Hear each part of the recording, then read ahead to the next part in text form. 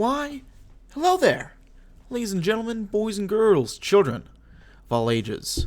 My name is Mr. Doggo333, and welcome back to Hearts of Iron 4, the New Order Last Days of Europe as Amur.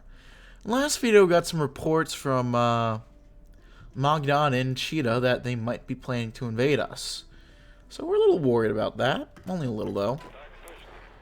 I don't know how worried I am realistically, because I think I'm just going to go ahead. Real quick, just send these troops over here so I could do a quick little raid. Demand some tribute.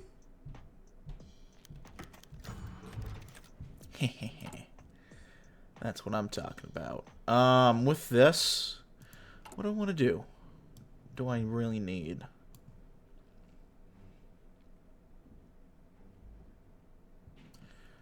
Probably, let's do research. Equipment. Yeah, we'll do research equipment. I did industrial equipment, not research equipment. I don't know what I was... I probably needed... I probably could get done with all of them, either, honestly. So... I guess it worked out okay in the end.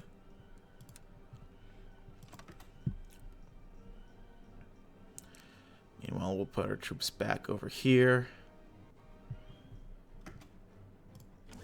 Do an offensive line, or prepare one at least. And then from here... Could do an industrial investment coming up, but... I don't know how much I want to.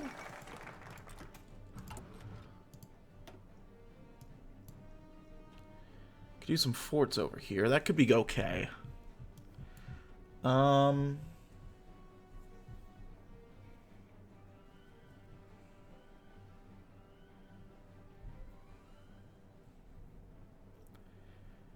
I'll go ahead and secure the East. A despicable coward, pitiful traitor, loathsome snake, Mikhail Mikulski found himself at the mercy of the harsh environment of Magadan, where he fled in the aftermath of his failed attempt to usurp leadership of the anti-communist front for his self-serving goals. Isolated to the frozen outskirts of the Russian Far East, he was left with little means to survive, but through the loyalty of his few adherents, the supply coming from the usurers of America. But his apparent miserable situation should not fool us. Mikulski ever exceeded anything at his trickery and ability to survive against all odds. Even in his desperate position, he will seek to undermine us and use our moment of weakness to strike us in the back. Leaving the borders with him unprotected would be foolish on our behalf. The fortifications in the north will provide us with a line of defense in our final strike against the renegade. Well, there we go.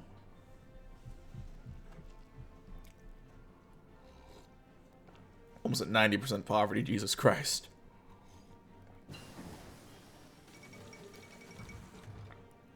Oh.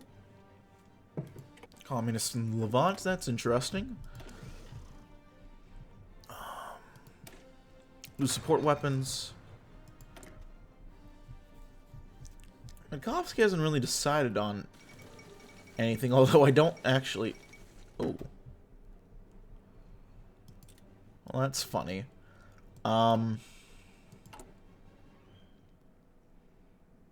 Wodzewsk. I'll actually take some infrastructure in Wodzewsk. What is it? What is this music? Sound like some Everywhere at the End of Time type shit. I feel like I'm getting dementia. Oh no. Anyway.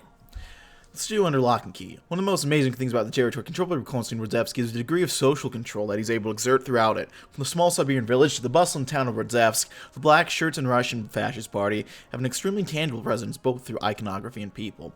Partially bureaucrats and black shirt thugs are incredibly present, and very detailed registrars of individuals living within the shadow of the vase help keep these party members to track, catalog, and keep tabs on just about anyone, including those that are coming into and going out of the Amur region.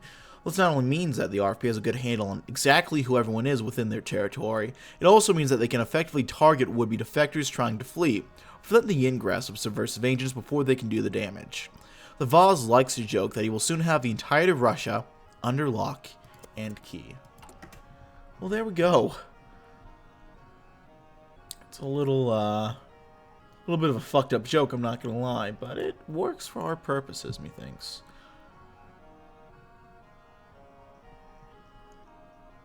Oh yeah, this is some... That was definitely some Every Other End type shit. It's like stage 3 stuff, where it's still sort of music, but you have no idea what it is. Kind of bops, though.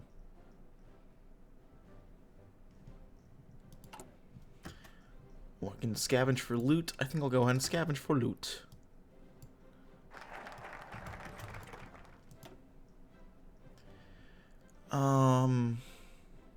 What do I want to do? Stability and political power. We could use stability. Let's persecute the enemies of the Russian people. We cannot sincerely proclaim our mission for a strong independent Russia while we remain unaware of the enemy who dedicated its whole life to destroy the motherland we love and cherish.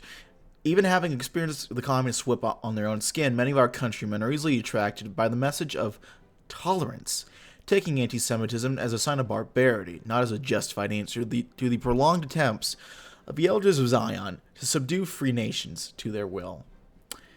God, if any of these clips ever are taken out of context, I am fucked.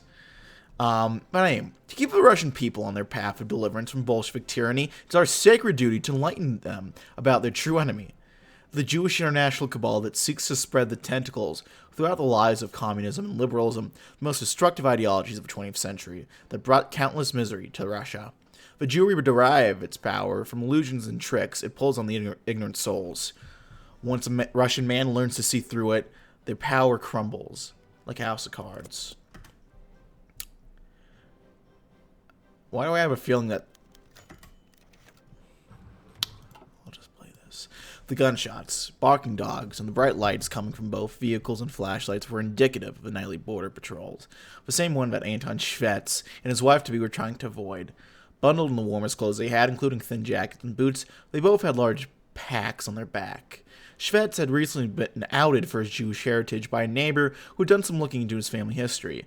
Not intending to wait around for his execution, he convinced the woman he loved to flee with him westward, towards Irkutsk. Avoiding the roads, the pair made their way westward among the ditches to the left of what few roads there were.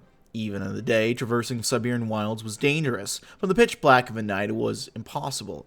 And so the two refugees continued, seemingly at a snail's pace, trying to avoid the obvious interactions with anyone else, especially the RFP's incredibly strict border patrols. Schwetz, who had once worked as logistics administrator for the very border patrols he was now avoiding, knew the reputation that they held. Frequently, they would simply execute those fleeing the regime on sight. Those that they didn't execute, they tortured and interrogated in case they were enemy agents. Occasionally, so the stories went, the patrols would even enter territory not controlled by Budzevsky and terrorize villages within their range. Schwetz kept this in mind as he trudged ever westward, following the road on his depressed shoulder. However, they eventually reached a bridge that spanned a shallow but surely frigid river. Schwetz looked down his partner and then back at the bridge, before the distant sounds of motors began to rise over the din of wildlife. Lights began to peak over a hill or over the bridge, and Schwetz was forced to make a decision. He gave a simple command. Get down! And lay down, in a prone position, by the side of the road. Initially, Schwetz had considered either attempting to run across the bridge or go through the water, but both would mean certain death. The latter from the cold and wet, the former from the fascists. As the pair lay there, they waited for the trucks to patrol to pass. Filling with sets of tires, they counted. 1 truck. 2 Where is the third? Schwetz slowly raised his head to see the third truck had stopped shortly after the bridgehead, and there were soldiers getting out of it. Run! Schwetz yelled, but as the woman he was with stood up to flee, she was shot twice. Schwetz, reluctant to move, slowly put his hands up from his prone position as the soldiers surrounded him. All quiet on the northern front. 2 manpower lost, Jesus. Although I don't know if we're really using women in our army, so I don't know how accurate that is. But, yeah. I was about to make the joke that I wonder if Kanye somehow got his hands on TNO, played this path, and that's the reason why he went down the path he's going on right now. I'm just saying, we can't discount the possibility. We can't discount it. That's all I'm just gonna put that out there. We do if that thought as we will. Few strata of Russian society suffered from Bolshevik tyranny as the Orthodox clergy. The imposed exile, the threats of murder, seizure of property, and forced denial of the faith. What hardships had they not endured under Lenin and Bukharin? Even after the end of Soviet rule, many of them remain morally broken in the wake of the horror they experience and don't attempt to return to their traditions, instead indulging themselves in apathy and, at times, hearsay. For moral and organizational decay in the church, it is our duty to rebuild it to the service of the Russian nation. The Russian Orthodox Church will be reorganized under the supervision of the state, and the Vaz himself and the spiritual affairs will be guided by new patriarchal Valrus, who will embody the symphonia of fascist rule and Orthodox faith. Well, there we go. Magadan is coming across pretty nicely as a poor city. Cheetah is doing okay. Irkutsk is coming along infrastructure-wise as well. Yakutia has nothing. None of this stuff up here has anything, actually.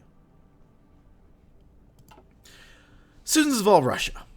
By the decree of Vaz, the following groups are hereby declared outlaws, traitors, and enemies of the state. The Jewry. All Jews, where they may hide, are the mortal foes of God's people and the antithesis of our pure Russian culture. They are the greatest enemy that the civilized world has ever faced, yet they feign the appearance of weakness. Be not fooled by their numbers or appearance, for they will seize any opportunity to grow fat upon the blood of yourself and your family. When you find a Jew, you must not hesitate, be it man, woman, or mewling spawn. Act swiftly and without mercy.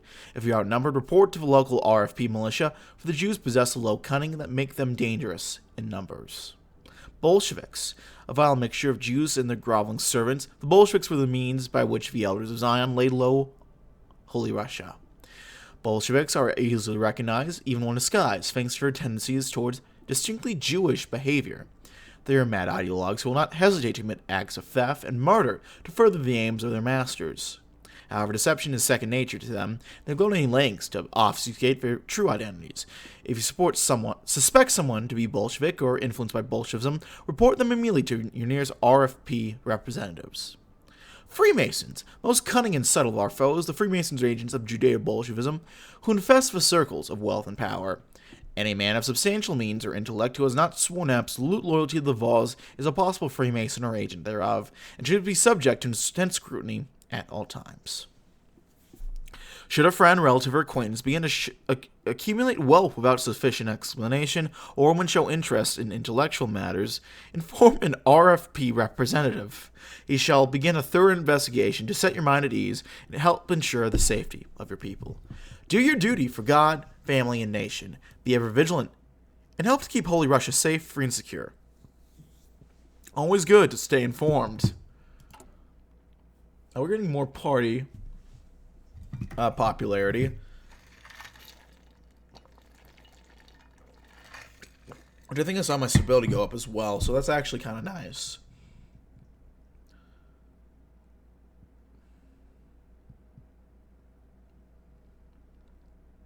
But, yeah, ruling party popularity is increased. That's pretty nice.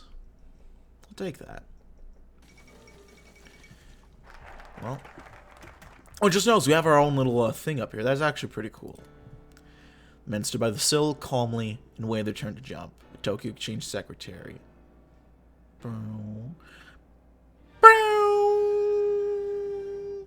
Alpha crash.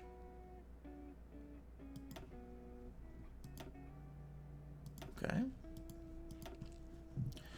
Let's go on and do this for Holy Russia. If there's a single thing that defined the Russian Fascist Party among its ideological fellows, it's our high spirituality and unfeigned devotion to the idea of the Third Rome, to the Orthodox faith that held together Russia for 1,000 years, I think they mean there, and came to her aid in difficult times. How could it be any different? Adopting the principles of fascism as it was envisioned by Hitler and Mussolini, we brought it to the Russian soul, made it embrace the Russian traditions, very spiritual nature. The Bolsheviks knew the strength that lies within the Orthodox Church, and by all means tried to destroy it, to deprive the Russian people of their faith, and make it worship their satanic cults of Mordecai, Marx, and Lenin. The cults of moral depravity and blasphemy. For such insults we will not stand. Once more, Russia will be the paragon of Christian faith, and God himself will guide his warriors against the forces of the devil.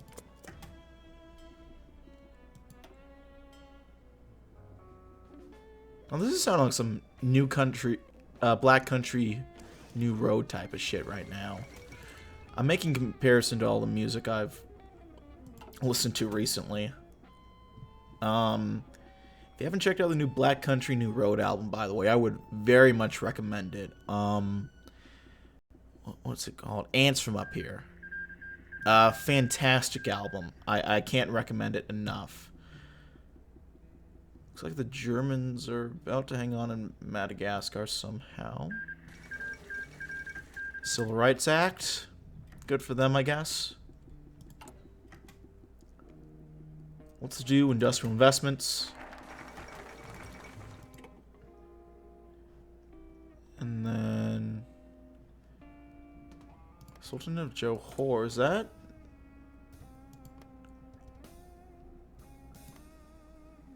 Is that new? Or is that something if it goes on for long enough they just have a middle point? I don't know. That's interesting though, whatever it is. Let's do an iron grip. With Stanovsky Range in the north through the Amur River in the south, Arvosk and Radzevsky has asserted his control throughout the land. He's reforged the economy along a corporate line, controlled the military, and purged the party of its dissidents. It's clear that Radzevsky now reigns, undisputed as Voz of the Russian state, ready to assert his control over the Far East. With the position of Voz secured, it seems that his paranoia is slowly fading, and the fiery, passionate ideologue that once molded the RFP to his ideals and drew thousands of followers is beginning to reemerge. Now we can finally focus on dealing with the renegade in the east and the false czar in the west. Hail Russia. Hail the Voz. What does this sound like? Okay, it doesn't sound like a Black Country New Road anymore. As gospel reading ended, the new patriarch of Russia stepped forward to take the deacon's place before his flock. Once a modest church in Zaya had been decorated from floor to rafters with gold and icons taken from Arbin. A great mass of black-shirt soldiers and regular citizens packed the floor, pressed into every corner like sardines. Those outside crowded around in half-open doors, eager to hear the hierarch's first homily. Brothers and sisters in Christ, he began, his voice filled with the stern strength of a seasoned preacher. We live in the darkest of days. The Lord looks down upon our holy land and surely weeps. Where once stood a nation of wise priests, humble peasants, and pious soldiers, there's now little more than ash and ruin. His chosen people have been ravaged by war, famine, pestilence, and strife. We all seek answers to soothe our souls, the greatest of which must be, whom do we hold responsible? Who has brought the ruinations of Satan to the Holy Russia? The church was silent for a moment, save for a soft whispering of wind through loose shingling. The son of Cain! The murderers of Christ, who have survived in the home of the faithful for generations as rats in the wall. The disciples of Judas, who multiply with every passing year, sup on the blood of the Lord's children, and make a gruesome feast of Holy Russia. Who shall deliver us from these parasites, my flock? Who will bear the torch of true faith and wield the scourge of Christ to drive out the Jew? The patriarch raised his arms to the heaven. The sweat of adulation dripping into his ashen beard. The Voz, my children. His name is unspoken prophecies fulfilled. Constantine reborn, come to deliver Holy Russia unto salvation. His will and vision, bestowed by the Holy Spirit, will illuminate the path for our brave Christian soldiers as they sweep aside parasitical Bolshevism and liberate our earthly paradise from the minions of a great deceiver. Soon the Lord will smile upon us once more, and all creation will know Christ's truth of National Socialism. Amen to that.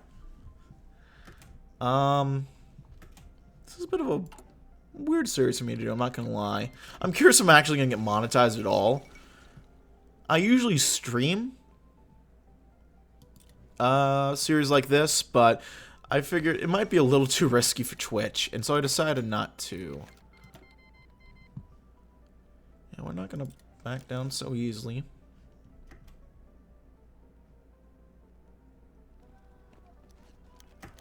Enemy is defeated, and now we get back to cleaning up corpses. This is annoying that we have to go ahead and reassign all these guys. It's gonna be the time. But yeah. Do more external investments. I think I'll do that, and I'll actually connect the power grids as well. What was I talking about? I think Black Country, New Roads, new album. If you guys haven't heard that, it's probably the best album I heard all last year. I cannot recommend it enough. I waited until the end of the year to listen to it just because I didn't quite have time to listen to anything else, but okay, we're not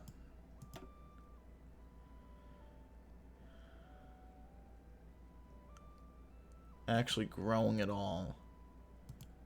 That is a huge problem, actually. Oh shit!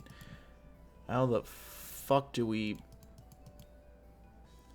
Okay, we're gonna try to up spending as much as we can. That does nothing. Jesus Christ, that does nothing.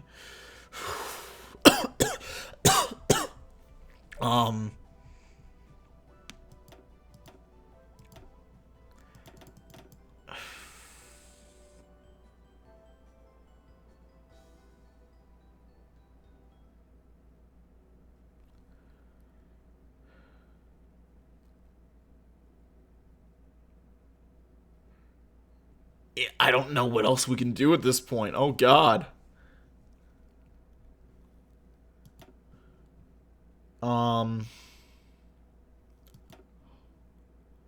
Okay.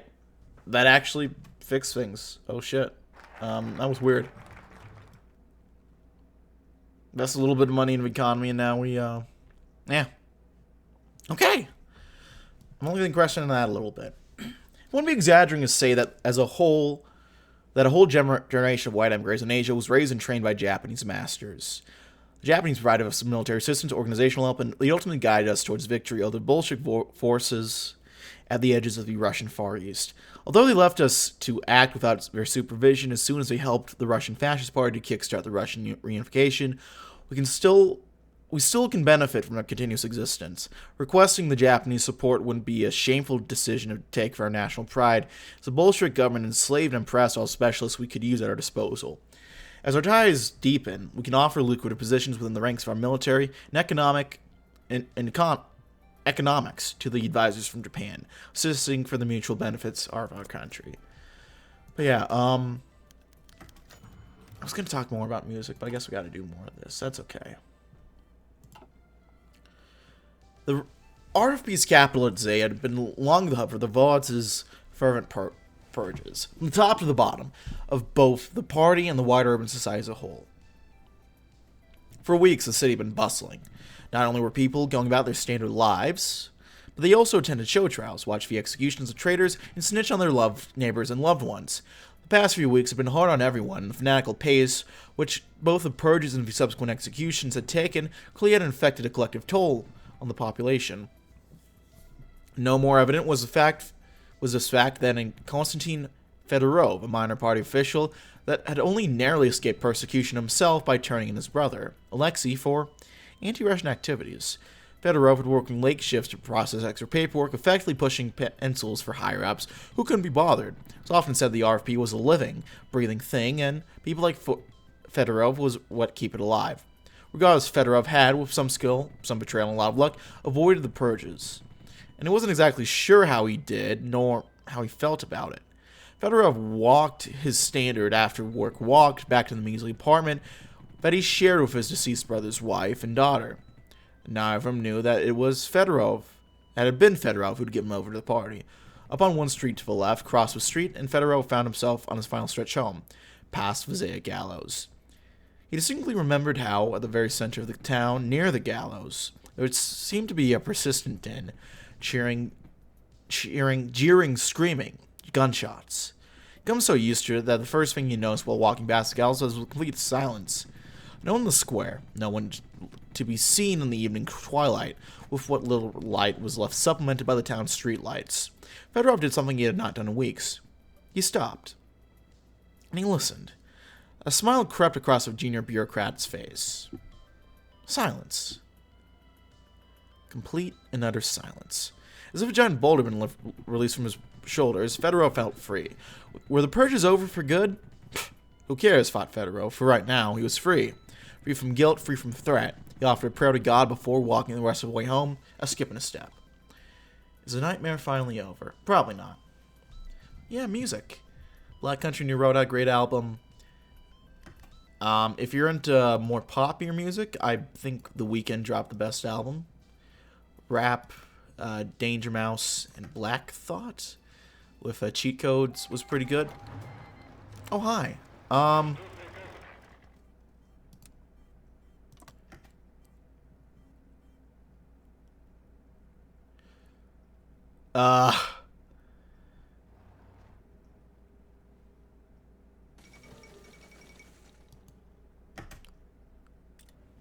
Oh god. I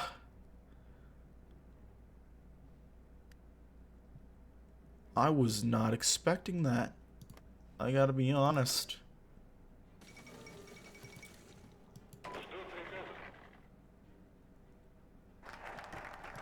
Oh god. Fuck.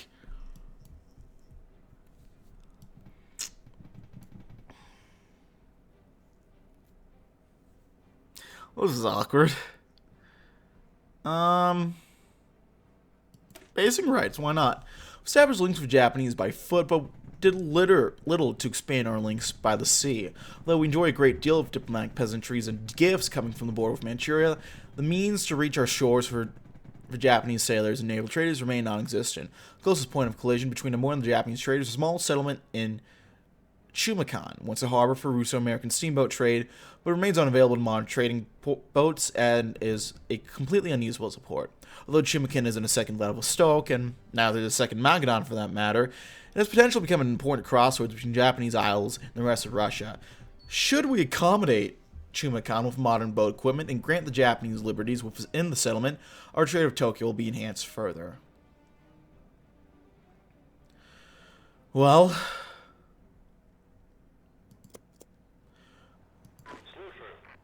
we'll have to see how that app goes for now.